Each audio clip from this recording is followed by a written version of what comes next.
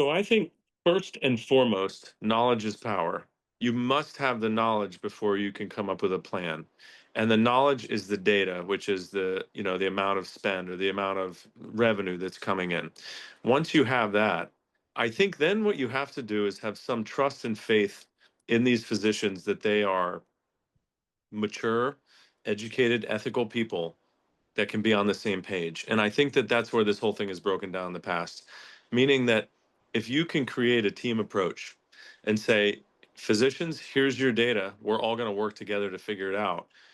I think that is the strategy. And I think the problem is if you try to hide parts of the data, keep parts of the data away from the physicians, um, even the gain sharing thing is perfectly reasonable, but you've got to be open with the pertinent data so that the physicians can understand it. I think one of the problems is if you only feed them minute amounts of data, there will be no trust.